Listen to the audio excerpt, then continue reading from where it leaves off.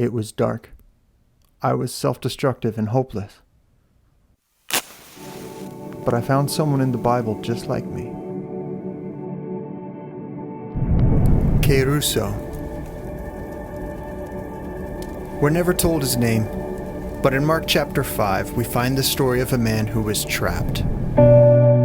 It says he lives amongst the tombs, and that day and night he was constantly screaming and cutting himself with stones.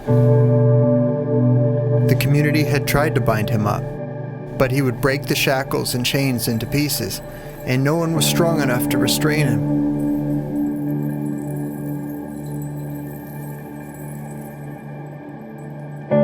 Just opposite the tombs, on the other side of the Sea of Galilee, the sun sets on a huge gathering where Jesus has been teaching all day.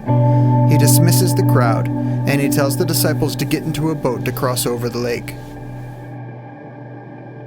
Mark says there was a fierce wind that night, and as the waves broke over the boat, it began filling with water. And yet Jesus himself was asleep in the stern, so they woke him up and asked him if he cared that they were all about to die. Jesus gets up, he rebukes the wind and the waves, and all is calm. He turns to his disciples and asks them why they're so afraid and if they still don't believe. They're shaken, and they ask themselves, who is this that even the wind and sea obey him? When they come ashore on the other side, there's an answer. The man from the tombs came running to worship before Jesus.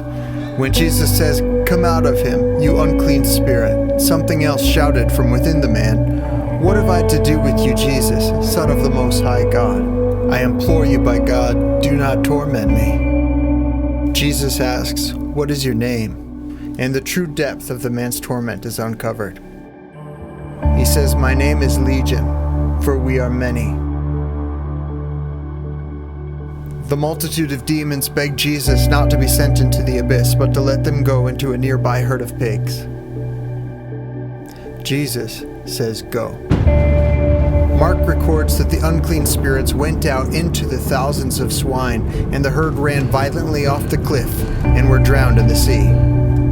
The man was given clothes, and he was given back his life.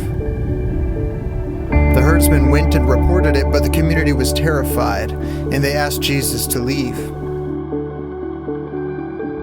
The man begs Jesus to allow him to come along with him, but Jesus tells him to go back to his people and to tell them how God has had compassion on him. Mark says he went out from there, and he began to Kerysso, to proclaim, to publish, to announce, and to herald how God had mercy on him and set him free. And it says he did this throughout the 10 major cities of ancient Greece. To herald literally means to be a sign that something is about to happen. What are the things that God has done for you? Big or small, what are the signposts that you could share to say that Jesus is alive and he'll soon be coming back? Maybe it's time to come out of hiding and to proclaim, publish, announce, and herald how you've encountered the Son of God. Kerysso, you are his sign to the world that something is about to happen.